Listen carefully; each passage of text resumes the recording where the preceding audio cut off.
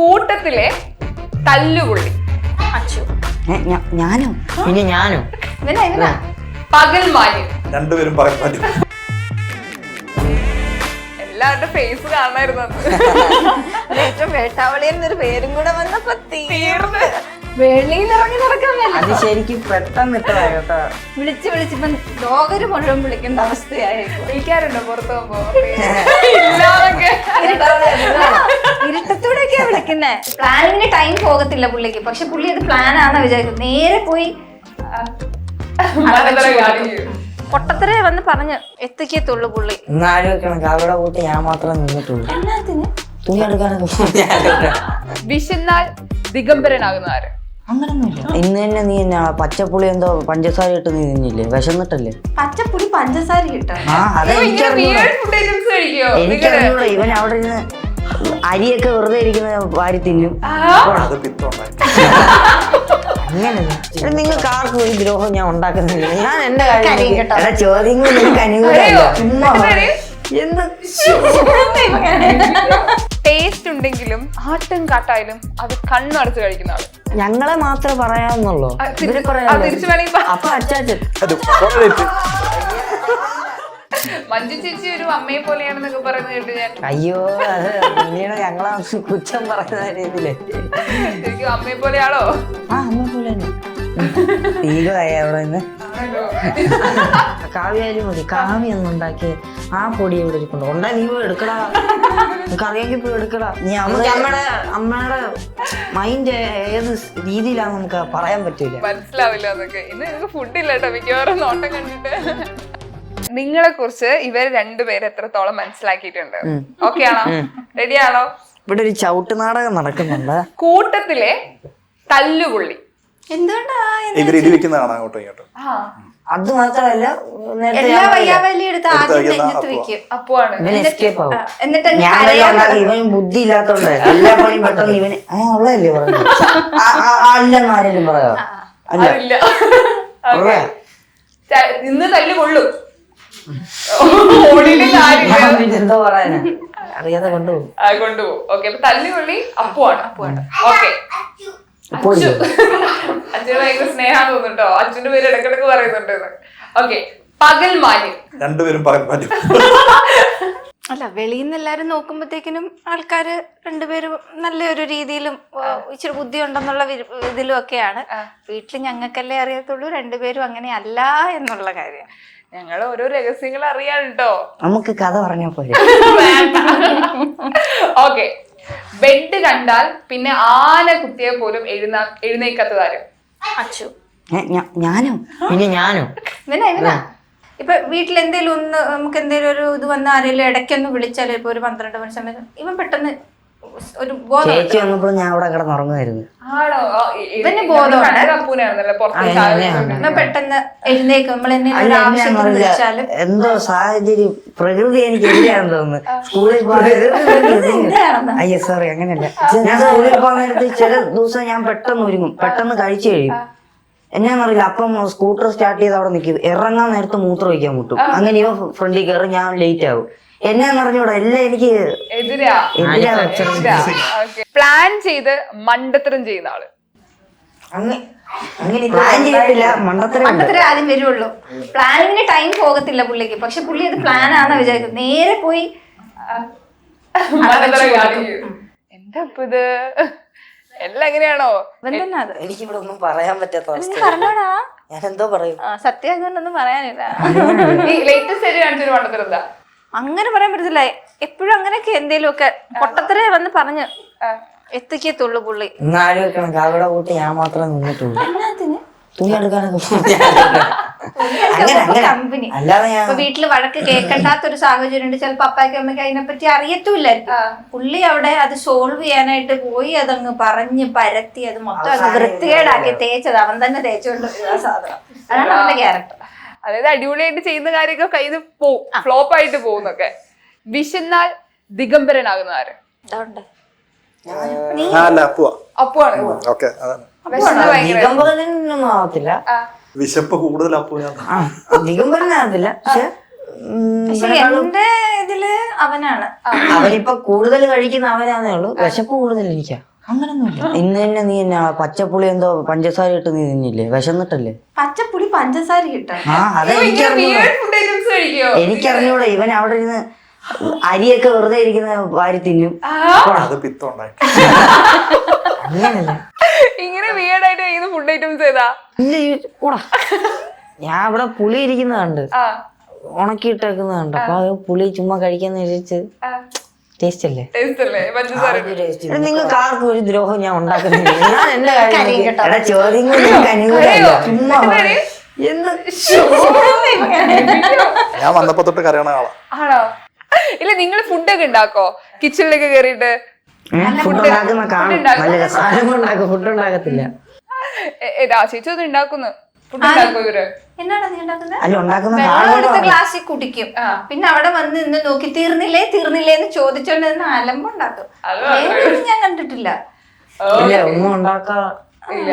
പക്ഷെ ഇത് ഫുഡൊക്കെ ഉണ്ടാക്കി ഇവർക്ക് കൊടുക്കുന്നുണ്ടോ? ഇവരിങ്ങനെ പറഞ്ഞ സമയത്ത് അപ്പനും അമ്മയ്ക്കും കൊടുത്തു. ഞങ്ങൾക്ക് വേണ്ട അത്. അത്ര വിശ്വാസം.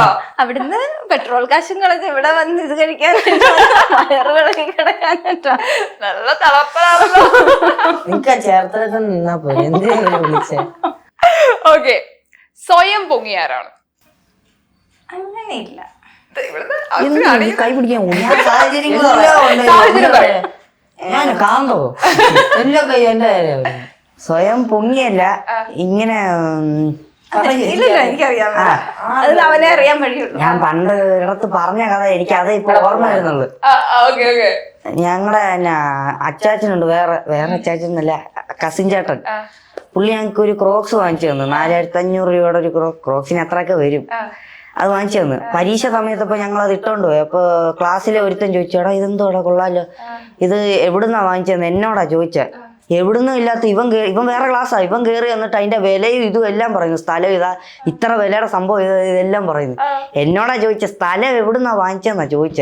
ഇവൻ അതിന്റെ വിലയും എല്ലാം പറഞ്ഞു കൊടുത്തു. കഴിഞ്ഞ ശരിക്കില്ലേ, നിങ്ങൾ ഇപ്പൊ ട്വിൻസ് ആകുന്ന സമയത്തെ ഒരാൾക്ക് വിഷമം മറ്റാൾക്ക് മനസ്സിലാവും അങ്ങനെയൊക്കെ പറയാറില്ലേ? അങ്ങനെ ശരിക്കും അങ്ങനെയുള്ള ഇമോഷണൽ കണക്ഷൻസ് ഒക്കെ ഉണ്ടോ ട്വിൻസിന്? ഇവന് വിഷമാവുമ്പോ എനിക്ക് വിഷമാവത്തില്ല. വിഷമാവുമ്പോ അറിയാം, സന്തോഷിക്കരുത്. കൂടെ ഇരുന്നൊന്നും കരയത്തില്ല. അറിയാലോ ഇവന് 17 വർഷമായിട്ട് കൂടെ നടക്കുന്നതല്ലേ. ഇവൻ എന്തോ ചെയ്യുന്നെന്ന് എനിക്ക് പിടികിട്ടും. ഈ എല്ലാ കാര്യവും വന്ന് അങ്ങോട്ടും ഇങ്ങോട്ടും ഇപ്പൊ നമ്മുടെ ഒരേ പ്രായക്കാര് ഒരുമിച്ച് ഒരേ ഇതിൽ വളർന്നു വരുമ്പോഴേ നമുക്കൊരു ബെസ്റ്റ് ഫ്രണ്ട് പോലെയല്ലേ? ബെസ്റ്റ് ഫ്രണ്ട് പോലൊന്നും അല്ല, അനിയനും ചേട്ടനുമായിട്ടൊന്നുമല്ല. ഞങ്ങള് കൂട്ടുകാരന്മാരെ പോലെ. അത്രേ ഉള്ളൂ. ബെസ്റ്റ് ഫ്രണ്ട് ഒന്നുമില്ല. അങ്ങനെ ഷെയർ ഒന്നും ഇല്ല. അങ്ങനെ ഷെയർ ചെയ്യാനൊന്നും ഇല്ല. ഷെയർ ചെയ്താൽ അപ്പൊ വീട്ടിലെത്തിക്കുന്നതാണോ? ഇല്ല. ചേട്ടനനിയൻ ബന്ധം അങ്ങനല്ല, കൂട്ടുകാരന്മാരെ പോലെ. ടേസ്റ്റ് ഉണ്ടെങ്കിലും ആട്ടും കാട്ടായാലും അത് കണ്ണടച്ച് കഴിക്കുന്ന ആള്. ഞങ്ങളെ മാത്രമേ പറയാവുന്നുള്ളൂ. അപ്പൊ അച്ചാച്ചൻ എനിക്കറിയത്തില്ലേ? അച്ചാച്ചൻ ഒരിക്കലും എനിക്കിട്ട് കുറച്ച് കൊടുക്കട്ടെ എന്നൊക്കെ. ആട്ടുംകാട്ടം അവിടെ ഇരിക്കട്ടെ, അവിടെ ഒരിക്കലും ഇറങ്ങാത്ത സാധനം. അവിടെ എന്തോ നടക്കത്തില്ല. അത് ഞാനാന്ന് എനിക്ക് തോന്നുന്നു.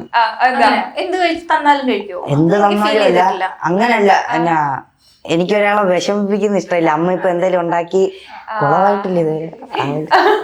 അമ്മ ഇവിടെ ഉണ്ടോ? അവിടെ എന്താ അടുക്കള എന്താ ശബ്ദം കേൾക്കുന്നുണ്ട്. നീ ഇത് കഴിച്ചാ മതി. ഇവനങ്ങനെ വിഷമിപ്പിക്കുന്ന ടൈപ്പ് അല്ല. ലേശം ഒരു ഇൻട്രോവേർട്ടാന്ന് ഇവൻ പറയുന്നുണ്ട്. അങ്ങനല്ല, അവൻ നമ്മളെ ആരെ വിഷമിപ്പിക്കാനായിട്ട് ശ്രമിക്കത്തില്ല. മുഖത്ത് നോക്കി അത് നോ എന്ന് പറയത്തില്ല. പുള്ളി പിന്നെ അതങ്ങ് സ്വന്തമായിട്ട് അങ്ങ് അക്സെപ്റ്റ് ചെയ്യും. പക്ഷെ ഫുഡിന്റെ കാര്യത്തില് ഇതുവരെ അങ്ങനെയൊന്നും കേട്ടിട്ടില്ല. അമ്മ ഇത് ഒരിച്ചിരി ഇത് കൂടുതലുണ്ട് കേട്ടോ. കേട്ടെന്നോ ഉണ്ടല്ലേ? ആ രീതിയിലുണ്ടല്ലേ? ഉണ്ടേ നീ കഴിക്കണ്ട, നീ അത് കൊണ്ടുപോയി ആർക്കെങ്കിലും കൊടുക്കണം, നീ കൊണ്ട് കളയടാ. എല്ലാ വീട്ടിലും ഇങ്ങനെയൊക്കെ തന്നെ. ഞാൻ നിർത്തിയായിരുന്നു ശരി. അഭിപ്രായം പറയാൻ പേടിയാ. ഞാൻ ഇനി ഇവരെ പോലെ തന്നെ ആകാൻ പോവാ. എന്തുണ്ടെങ്കിലും കഴിക്കാൻ. അവൻ ഇങ്ങനെ 2 വെള്ളത്തിൽ നിൽക്കുന്ന ആളാ. അല്ല, ആ സമയം എന്റെ വൈകാത്ത ചോറായിരുന്നു. അതെപ്പോഴും ആണല്ലോ. ഞാൻ ഒരു വാശി തീർക്കാനുണ്ട്. ഞങ്ങക്ക് രണ്ടാമതൊരു ചേച്ചിയുണ്ട്, അഖില. എന്നാ ശരിയാ. ഞങ്ങൾക്ക് രണ്ടാമതൊരു ചേച്ചിയുണ്ട് അഖില. അഖിലയുടെ ഹസ്ബൻഡാണ് ജെറിൻ. മോളുടെ പേരാണ് സാറ. അഖില പ്രത്യേകം ശ്രദ്ധിച്ചു. ഒരു ചെറിയൊരു കണക്ക് തീർക്കാനുണ്ടായിരുന്നു. എന്റെ അടുത്ത് പറഞ്ഞു, നീ ഒന്നും എന്റെ പേരൊന്നും എവിടെയും പറയത്തില്ലല്ലോ എന്ന് പറഞ്ഞു. ഞാൻ പറഞ്ഞു, ഞാൻ ഈ അടുത്ത ഇന്റർവ്യൂവിന് പറഞ്ഞിട്ടേ ഉള്ളൂ. പേടിച്ചു പോയിട്ടോ, അവരൊക്കെ പേടിച്ചു. എന്ത് വലിയ രഹസ്യം പറയാൻ. അങ്ങനല്ല, ചുമ്മാ ഒരു പുച്ഛൻ രീതിയില്. അപ്പൊ ഞാൻ പറഞ്ഞു, ഞാൻ എന്തായാലും പറയുന്ന പറയില്ല. പിന്നെ എനിക്ക് എന്തായാലും പറഞ്ഞേ ഉള്ളൂ പറ്റൂ, ഒരു തൊര. ഇവര് കൊച്ചിലെ ഭയങ്കര ക്യൂട്ടായിട്ടുള്ള കുറെ രണ്ടുപേരും കൂടെ ആയതുകൊണ്ടേ കുറച്ച് ആക്ടിവിറ്റിയിലും കുറെ കുസൃതിത്തരങ്ങളൊക്കെ കാണിക്കല്ലോ. കൊച്ചിൽ ഇവര് കാണിച്ച കുസൃതിത്തരം നമ്മള് പഴയ കഥകളൊക്കെ പറയല്ലോ. ഇപ്പൊ കൊച്ചിലെ പിള്ളേര് ഇങ്ങനെ ആയിരുന്നു, ഇങ്ങനെയൊക്കെ വികൃതിയൊക്കെ കാണിച്ചിട്ടുണ്ടായിരുന്നു. അപ്പൊ സ്ഥിരം ആൾക്കാർ വന്നു കഴിഞ്ഞാൽ പറയുന്ന ഒരു കഥയുണ്ടോ? അങ്ങനെ ഓർമ്മ നിൽക്കാനായിട്ട് എപ്പോഴും ആ ഒരു രീതി തന്നെയാണ് വീട്ടില്. പിന്നെ വീട് നിറച്ചും ഇങ്ങനെ ടോയ്സ് ഉണ്ടാവും. അതപ്പോ സെയിം തന്നെ രണ്ടെണ്ണം ഉണ്ടാവും. ഒരു കളിപ്പാട്ടത്തിന് രണ്ടെണ്ണം വാങ്ങും. ഒറ്റ കളറിൽ കളിക്കില്ല. ഇല്ല അതും ഒരേ കളറില് അന്ന്. ഇന്ന് അത് പറ്റത്തേ ഇല്ല. ഇപ്പൊ കളിപ്പാട്ടത്തിന്റെ അല്ല, ഇപ്പം ഒരേപോലത്തെ ഒന്നും വേണ്ട. അന്ന് സെയിം ആയിരിക്കണം. അതിൻ്റെ അകത്ത് ഒരു ചെറിയ കളർ പോലും മാറാൻ പാടില്ല. അപ്പം ഇവനായിരിക്കും പെട്ടെന്നൊരു സാധനം കയ്യിൽ നിന്ന് അത് സ്പോയിലായി പോകും, ഇടിച്ചോ പൊട്ടിച്ചോ. പുള്ളി അത് ആദ്യം നശിപ്പിച്ച് അതിന്റെ രൂപം മാറ്റിയിരിക്കും. പുള്ളി അങ്ങനെയല്ല. അപ്പം ഇവൻ ചെന്ന് അവിടെ കൺവിൻസ് ചെയ്യിപ്പിക്കും, നീ അത് ആ രൂപത്തിലേക്ക് ആക്കി എടുക്കുക എന്ന് പറഞ്ഞു. ഭയങ്കര. അപ്പം അതുപോലെ തന്നെ പൊട്ടിച്ചു കൊടുക്കേണ്ട അവസ്ഥ വരുന്നത് എനിക്കും അഖിലയ്ക്കുവാ. ഞങ്ങൾ രണ്ടും ആ ഷേപ്പിലേക്ക് അതിനെ മാറ്റി കൊടുക്കണം. അത് ഇവൻ പൊട്ടിച്ചു വെച്ച സാധനം അടുത്തത് ആ ഷേപ്പിലേക്ക് മാറ്റി കൊടുക്കണം. അല്ലെ വീട് പിന്നെ തിരിഞ്ഞിരിക്കും. അതാണ് ഞങ്ങൾക്ക് വന്നിരിക്കുന്ന ഒരു ശല്യം എന്ന് പറയുന്നത്. പിന്നെ നമുക്ക് രണ്ടുപേരും ഭയങ്കര ഫൈറ്റ് ആയിരിക്കും. ഒച്ച കേട്ട് എന്നെ ആടാന്ന് ചോദിക്കാൻ വരുമ്പോ ഭയങ്കര സ്നേഹവും ആയിരിക്കും. പിന്നെ അവിടെ കുറ്റക്കാരാവുന്ന ഞാനോ അവളോ ആയിരിക്കും. ഇവിടുന്ന് ഓടിക്കും. അപ്പം നമുക്ക് ഇങ്ങനത്തെ പഴയ വീടായതുകൊണ്ട് ഒരു മുറിക്ക് 4 കതക് കാണും. ഇവിടുന്ന് ഇറങ്ങി ഓടി ഞങ്ങൾ അവിടെ ചെന്ന് അതുവഴി അടുക്കള വഴി കയറാന്ന് ഉദ്ദേശിച്ച ഇവിടുത്തെ സെറ്റ് ഒരാൾ അവിടെ ഈ സെയിം സാധനമായിട്ട് അവിടെ കാണും ഇടി തരാനായിട്ട്. നമ്മൾ അതുവഴിയും കയറ്റുമല്ല, അവിടുന്ന് രക്ഷപ്പെട്ട് ഇവിടെ വരുമ്പോ ഇവിടുന്നും കയറ്റത്തില്ല. എന്റർടൈൻമെന്റ് ആയിരുന്നു രണ്ടുപേരും. വീട്ടിലിരിക്കാൻ നമ്മളെ സമ്മതിക്കത്തില്ല.